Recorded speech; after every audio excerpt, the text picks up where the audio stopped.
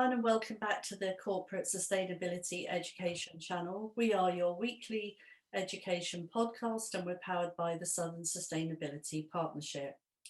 In this podcast, we're going to tackle a real heavyweight of a topic and one with far-reaching benefits for the future of our resources and our planet.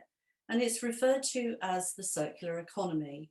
Now in life, we think it's fair to say that there are some of us who are happy to go with the flow, but there are others who are often referred to as disruptors, those who challenge the norm, and those who have a firm belief that there's a different way of doing things, even if they don't have all the answers themselves.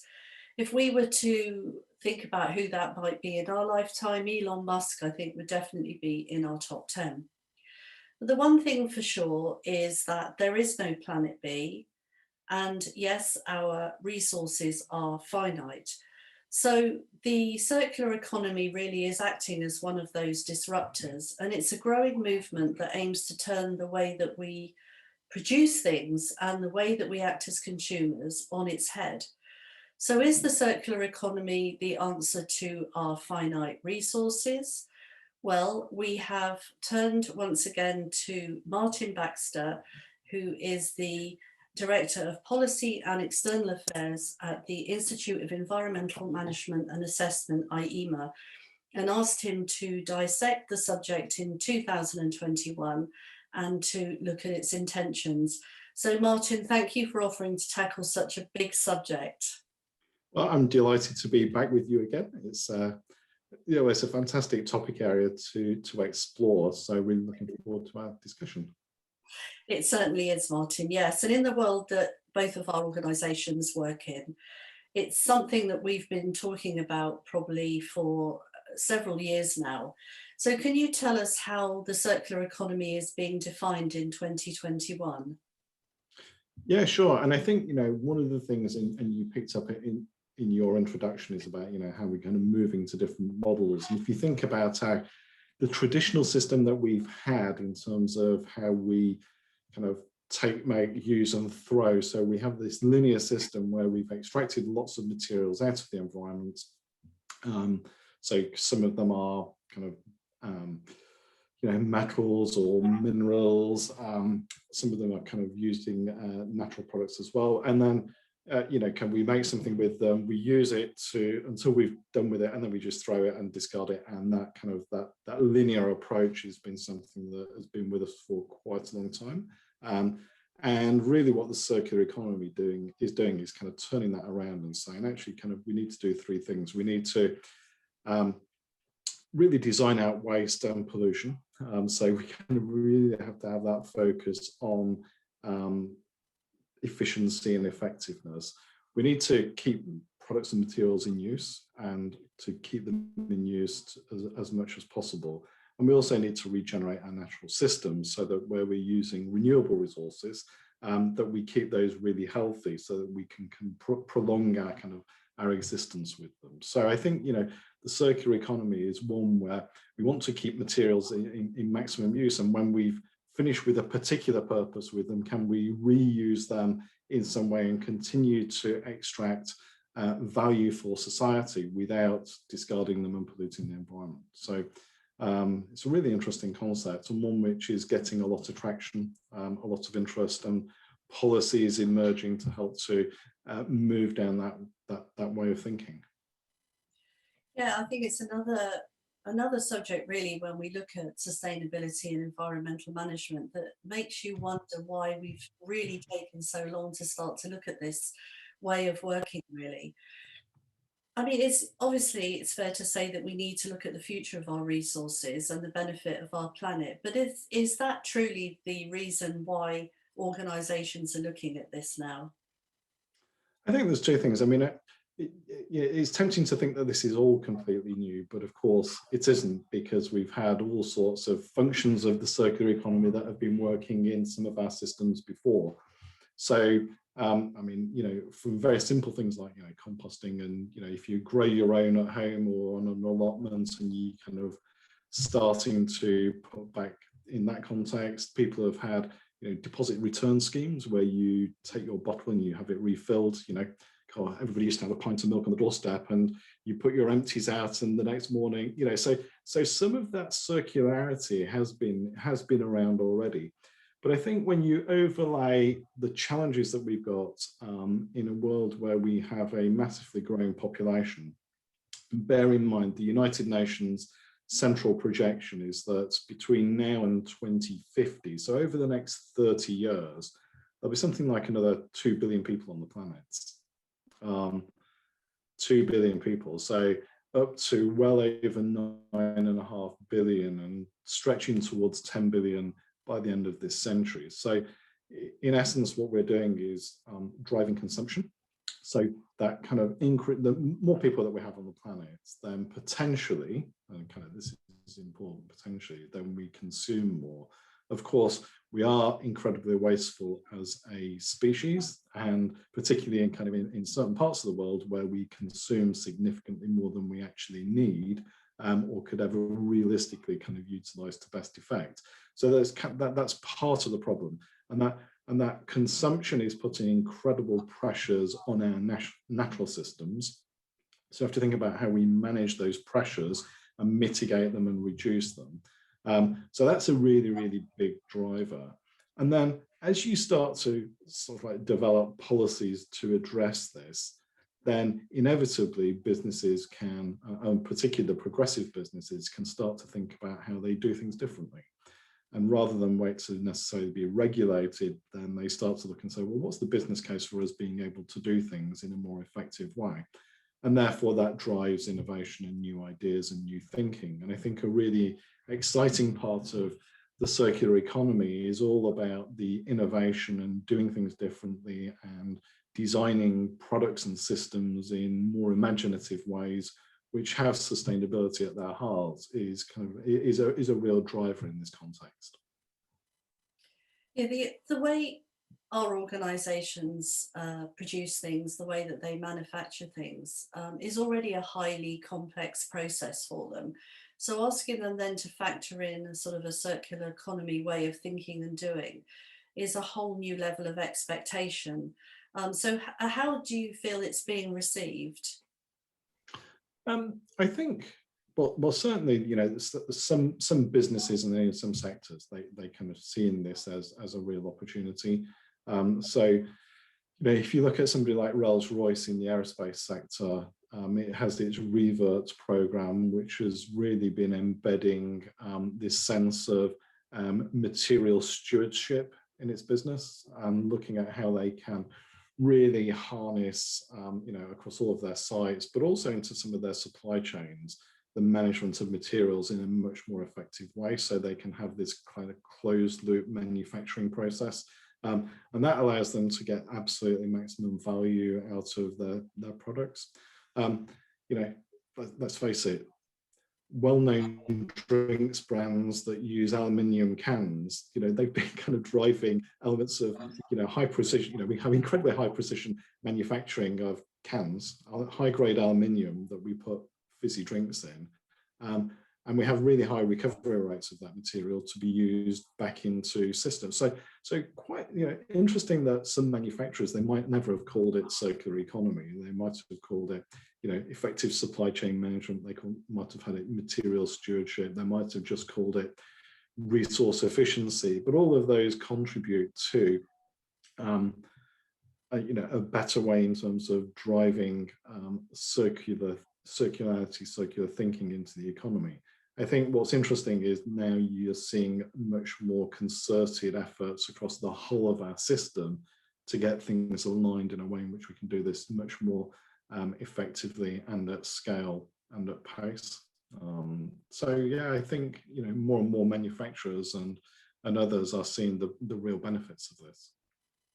Yes, I've worked myself in manufacturing in the past, and I think, you know, working leaner, looking at ways that they can better procure to reduce the cost, improve processes, and all the way, as you say, really working towards something now that we call it something very different. So in the main, is it really our large brands, our large corporations, our sort of powerful, bigger companies that are driving this, Martin?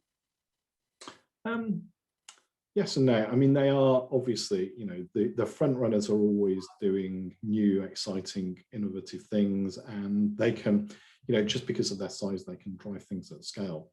But it's interesting to see how new kind of pop-up smart entrepreneurial businesses are coming to the fore and really thinking about how they can make a move in this.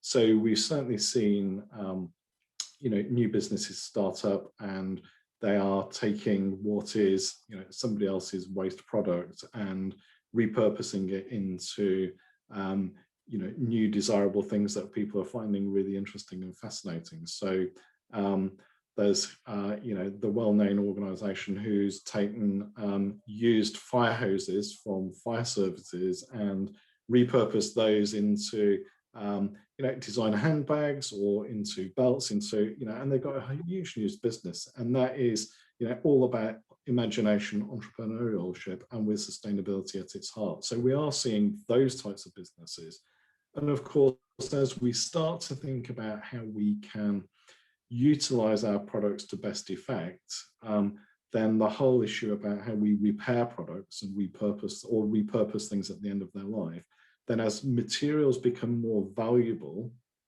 and we value materials more, then it creates opportunities for people to do things. So I think, you know, lots of smaller organizations where, you know, we see repair cafes and things like that. So it's interesting that smaller organizations and those with a social purpose as well really kind of coming to the fore in communities in different places. It's a really good point that you make. It's rather than valuing the sort of end product that we get to see and enjoy, it's really valuing everything that goes into that as well, isn't it? Because that makes up the whole. And I think that sort of leads into my next question, really, that is, you know, we're all used to a very sort of cheap, made in China, dare I say, mentality. You know, people are used to paying less for things. So then you have to question whether working to a circular economy means things will cost more, certainly in the sort of short to medium term. And does that mean that businesses that go that route will sort of lose out to China until China is forced into that sort of way of working as well? I'm not sure about that, and well, or I'm fairly sure that it's not the case. You know, I think as we start to, you know, develop systems that really understand what are the environmental and economic costs of, you know, polluting our environment with huge amounts of waste. Once you start to really price that in, and you really deal with the full costs and consequences of that, then and once those costs are attributed back into businesses, then I think you start to see, you know, a different mentality and a different way of businesses being able to see both an opportunity as well and the value of doing this in different ways. So one is that it might, you know, ultimately it could be cheaper. Secondly, you could create new markets. Thirdly, and one of the things that I kind of haven't mentioned yet, is resource security and access to materials. So if you start to develop new ways of providing products as services rather than products, if I can call it that. So yeah, then suddenly it becomes a way of, well, actually, I can keep all of those materials into my value system.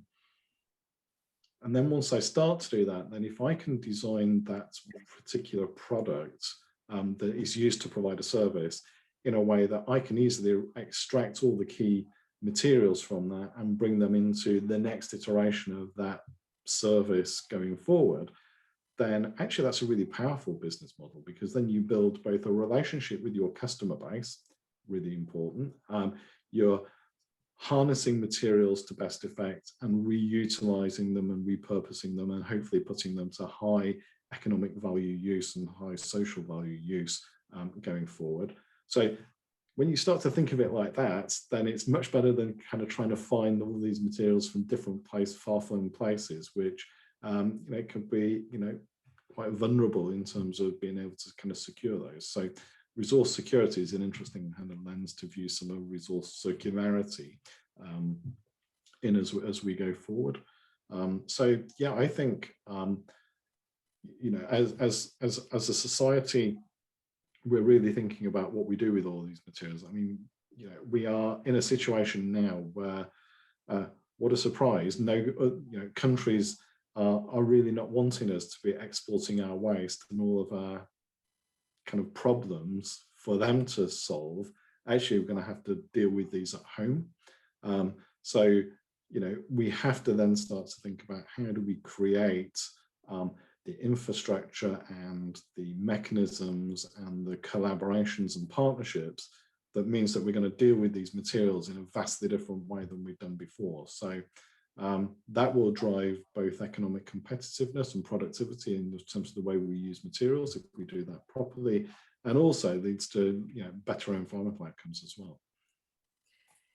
Yeah, it's made me think that my questions are sort of leaning towards putting the emphasis always on organisations and what are they going to be doing about it. But of course, it does come down to the way that we as consumers value and the way that we treat things as well, because it takes all of us to make this happen. So if we look at the growing movement of the circular economy on a national and international basis, is there any legislation in now or in the offing? Yes, definitely. So if I think about the Environment Bill, there are some key elements in that that will really help to drive, a circular resource economy. So at a national level, there's, there is under development new long-term targets on how we deal with materials from a resource productivity perspective, but also residual waste. So that kind of sets a direction of travel. Secondly, there are and the Environment Bill is a massive bill. I think it's hundreds of pages long, so lots of legislation kind of coming down the track. But there's some really interesting things in the whole section on resource efficiency and waste. So there is so one example would be the resource efficiency requirements that are going to be put on manufacturers, potentially around both information to consumers and also requirements on the way in which manufacturing is done. So what will that potentially involve? Well, the types of information that might be needed to be provided to consumers is around things like product durability. So government will be able to require producers that are putting products on the market to give an indication of what's the expected lifetime of this product, how you might go about repairing it, what tools you might need to be able to repair a product, what you should do with this product at the end of its life. So suddenly you get all of that information having to be provided, and that starts to kind of drive a mentality and a visibility of this issue in the eyes of consumers. And then on top of that, the way in which products are manufactured and the material kind of design aspects could also be regulated as well through the Environment Bill. So that there are lots of powers that are being taken by government to help to drive that. We have extended producer responsibility, which is also interesting. So at the moment, if I think about, how do we deal with the cost of waste? Well, largely it's from your and I and everybody else's council tax bill. But actually the people who are giving us the materials that we have to throw away in the form of packaging aren't paying that cost. So what government has done is, and it's currently consulting on the details on extended producer responsibilities, which is basically going to put a charge on producers that are putting those materials and that packaging onto the market. And that money then will be provided to help local authorities to tackle the waste issues. And that should drive better outcomes in terms of people thinking much more clearly when they're putting a product onto the market and their packaging choices, actually to have things that are truly sustainable. Alongside that, there are provisions in the bill for having a ubiquitous set of materials that will be recovered and collected from domestic households. So at the moment, probably you and I will have different, we're in different local authorities, and there will be different materials which are collected from our home. What that means is that a manufacturer putting something on the market can't tell you what to do with that material when you've done with it. So they can't say, put this in your food waste bin, because actually I don't have a food waste bin. because my local authority doesn't have one. Or so once you have a ubiquitous set of materials collections, then we should be able to be more directive in the information that we provide to consumers, which says, when you've used this, put it in this bin at home. And then we can get greater quality and consistency in the materials that are collected. That means that that higher quality material is much easier to take and make into new products rather than kind of throwing it away or burning it. So I think the Environment Bill's got some interesting mechanisms that are coming in place from government, and businesses will then need to respond, and those that are proactive will be getting on board and thinking about how they create an opportunity out of this. So there's big change in the way kind of infrastructure to support this will come forward, and the rules and regulations which might help to kind of nudge and drive things in the right direction. So yeah, there's kind of quite a lot going on.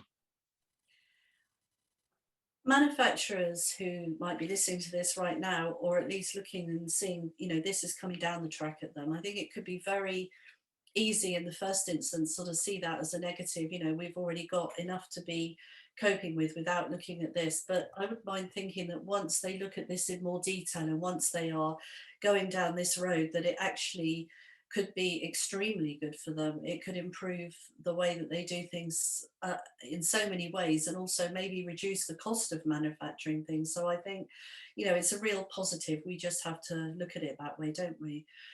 So do you see really the circular economy taking us away from, as consumers, of owning things, or many of the things that we buy and own, and then it's down to us how we deal with them? Or do you see the onus being put more on the manufacturers of end of life? I think for different product types, the answer to that question might be different. So, and I think how they are incentivized and what the opportunities are, and multiple factors. I think one example is obviously in transport and mobility. So more and more people are leasing cars rather than buying them, and as you do that, then suddenly, if I'm a manufacturer, if I sell you a car, and let's say I sold you an electric vehicle, you've got a massive set of physical resources, which, apart from the fact that they'll be sat on your drive or somewhere for most of the day not being used, but kind of at the end, as a manufacturer, if I can get that back into my system, then I will design this product for disassembly in the easiest way possible, where I can get back as many of those materials to put back into my products as I possibly can.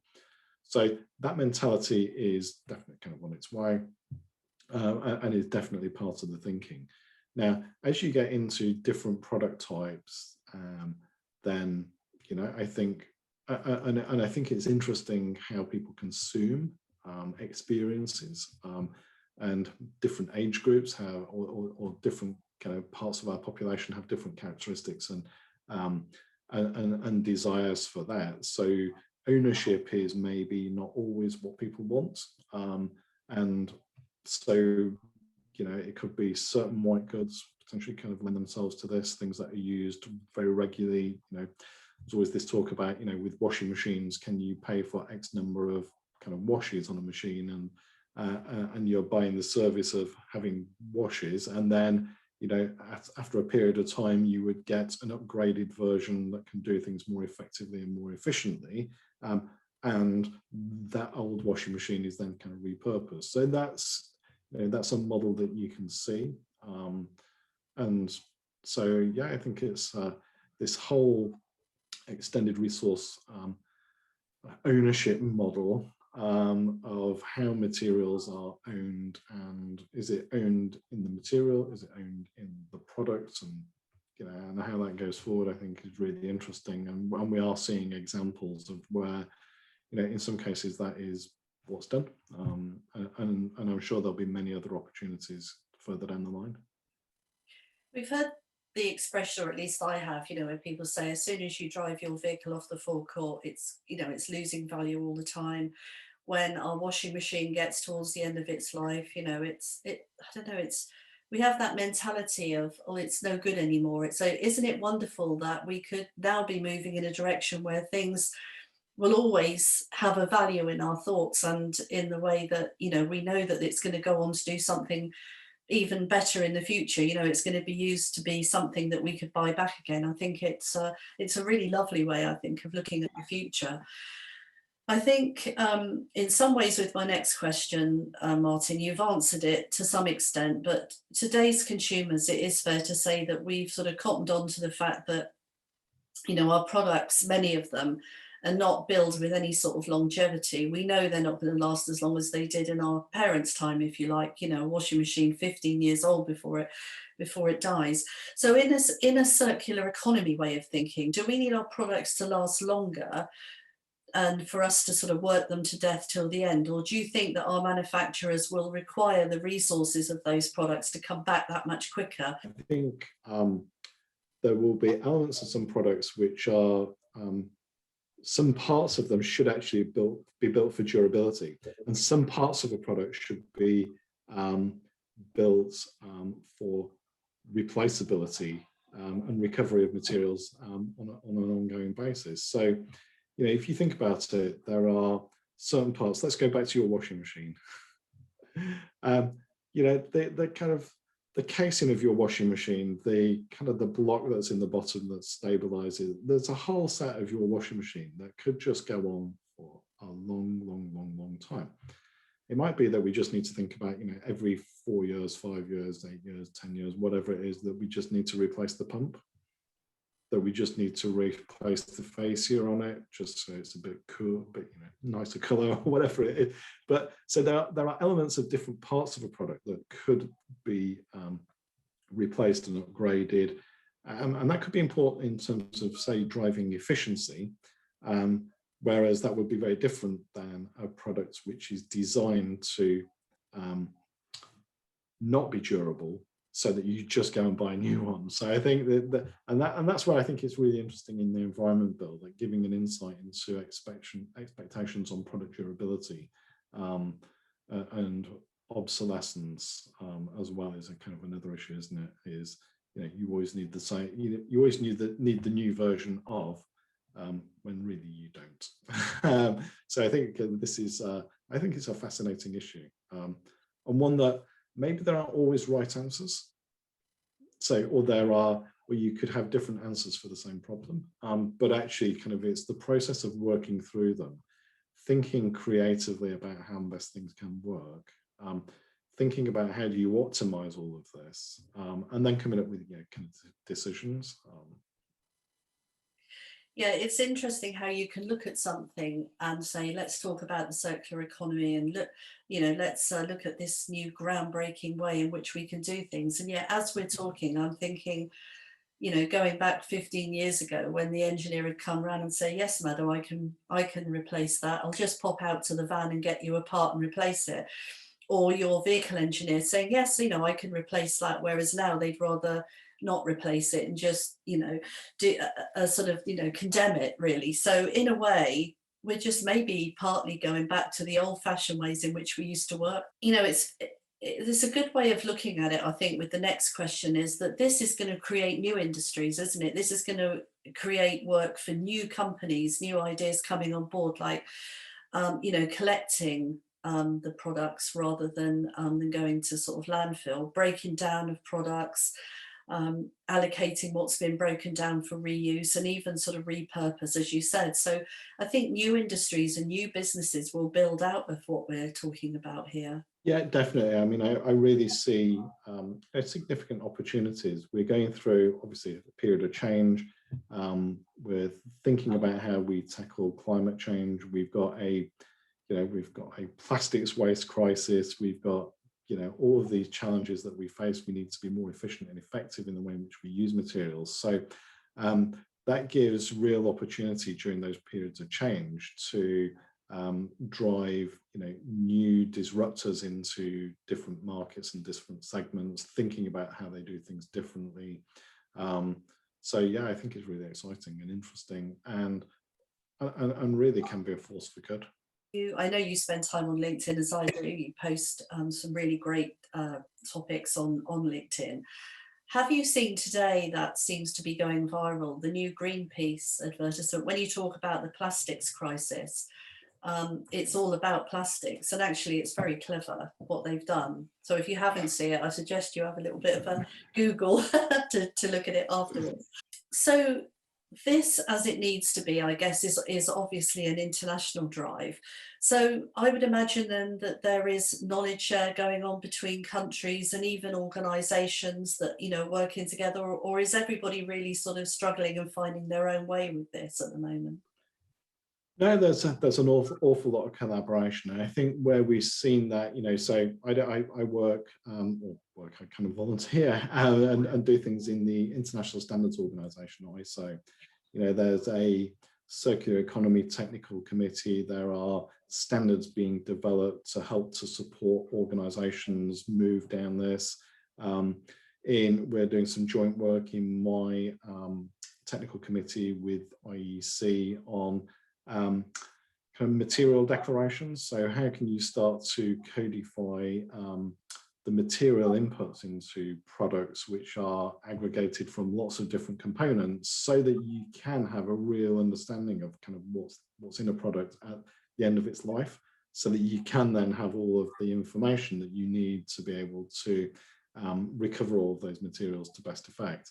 And having a standardized way of doing that and passing information between companies on an international basis is really important, because in our globalized supply chains and our products that we want to sell in more than one country, for example, then having a consistent set of metrics or reporting and standards really helps to drive that consistency of approach and help us get things underway. So there's all of that. There's lots of work going into product category rules around how we define certain attributes about products and what needs to be, you know, managed and dealt with properly. So yeah, this is a really big, interesting area, and it's, you know, and it's driven by, you know, a combination of, you know, the environmental imperative of tackling, you know, the degradation of our environment from the way in which we are dumping things and kind of polluting, and the environmental consequences of extracting raw materials, which is also a challenge. And then it's about how we organize ourselves to best effect to use the maximum use that we can from those materials on an ongoing basis. I was talking to a company recently, and I found it incredibly fascinating. They mentioned about mining our own landfill site. Well, they were saying that they're finding it's easier to look at, you know, mining where we've got all sorts of different things going on that we've been dumping for years, than actually extracting them from the countries that we've been getting some of these resources that are running out. And I have to say that really got the grey matter working. I thought that was a fascinating concept. Yeah, well, you know, the way in which, you know, there are certain materials that are now really important that maybe kind of, and maybe their supply is restricted in some way, which actually it makes sense to kind of look and say, well, where did we used to put this stuff where at the end of its life? We used to throw it in landfill. So now, you know, the opportunity there is to kind of recover those materials and get them back into useful economic and social value, and kind of bring them into you know, new products, which is, like you say, it's slightly bewildering to realize just how flagrant our abuse of kind of throwing things away has been in the past. But at least having kind of landfill them, you can go back and recover that material. If you just burn it and you just harness the energy from it, it's kind of long gone. So, you know, that's you know, when you start to think about the waste hierarchy, it's, you know, at least with landfills, potentially kind of those materials are there for a future purpose, and, you know, getting those recovered and getting those sites well managed so that we can avoid any pollution from them as well, really important. So can you tell us, Martin, what part IEMA is playing in the circular economy? Yeah, I mean, we're involved in multiple areas. I mean, clearly, as a professional body, we're here to help to upskill people, to give them information, tools and advice and guidance. So we have a really active and vibrant circular economy network, and our steering group now are absolutely fantastic in helping to drive this agenda. So whether it's through our webinar series, giving the latest information,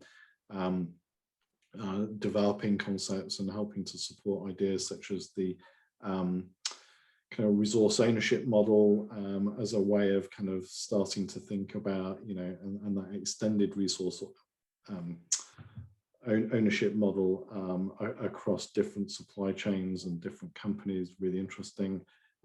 So that upskilling and raising awareness, really important. Of course, we're also involved in supporting the development of policy and standards. So we've been actively engaging with the team in government that's driving the circular economy and the resources and waste strategy, and feeding into things like the development of targets and other things in the Environment Bill.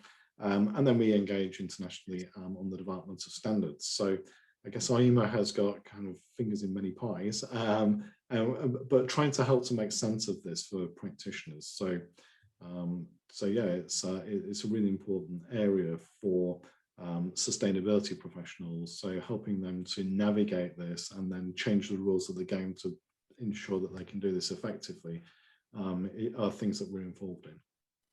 Yeah, IEMA is a membership organisation and with vast training and guidance, and I think it's fair to say, as I've said before when I've spoken to you, Martin, companies are not alone out there. Get involved with IEMA, and then there's that guidance and hand-holding for you, so which is so important. Can we, before we close, Martin, just maybe look at one or two examples? Is there anything that you can see being achieved out there that we could maybe cover for our listeners? Yeah, I mean, I think there's a lot being happening in.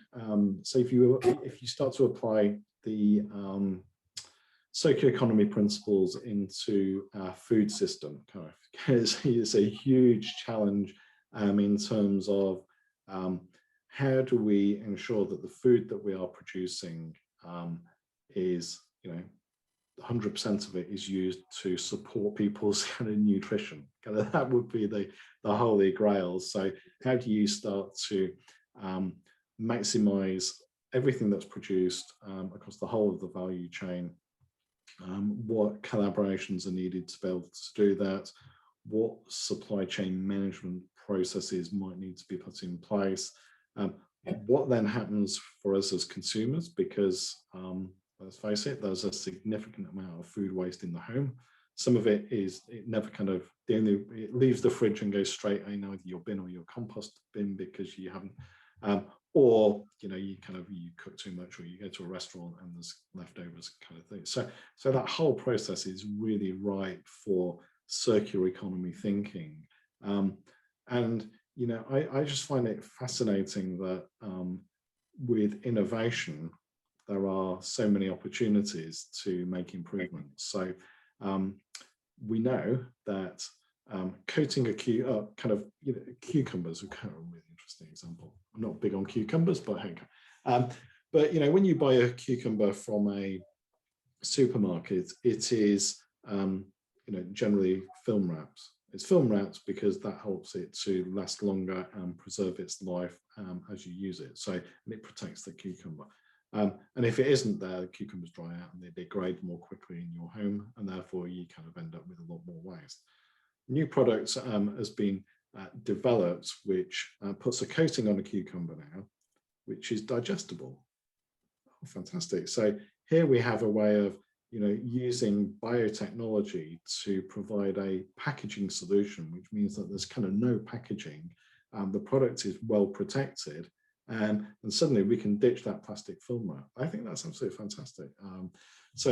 There's been all sorts of things to help to improve sustainability through the food and drink system, lightweighting cans, lightweighting bottles, so that the way in which we move things around uses less resource. use of bioenergy for parts of the food system that you can't use. So kind of if you're peeling potatoes, what do you do with potato peel? Well, actually kind of that's a source of bioenergy. Let's utilize that. Let's bring it back. So kind of lots of thoughts and ideas that are being deployed to ensure that as society grows, that we can get better levels of nutrition, lower levels of waste, better utilization of all the food that we have in our system, and then we don't have to worry about how we feed everybody. That's a great opportunity, and I think and there are lots of other examples that you can view across different product groups about how to make those sustainable, and how circularity and circular thinking can start to kind of drive those opportunities.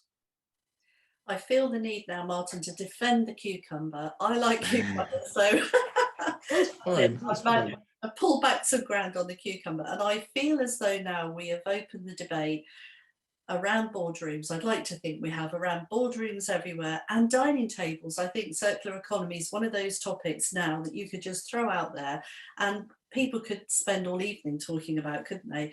So Martin, thank you so much for tackling that really meaty topic that we have covered today, the circular economy. This is the second in a series of podcasts that we're running with Martin. We're really pleased to have him come back for other topics. And so do look out for those. The IEMA website will be linked to the right of this video, so you can go onto their website and find out about all the training and the other guidance that they offer. And Martin is also keynote speaker at the big Sustainability Expo in Southampton on the 28th of October. So you can get to meet him in person if you come along to the event. So in the meantime, everyone, I would like to thank you for listening and for watching. Martin, you might like to say thank you before we go. Absolutely. Well, thank you to you and all of the viewers. I think it's a great initiative, this, and I really enjoy our chat. So looking forward to our next one. Yeah, thank you, Martin. So we'll see you in the next one. Thank you very much.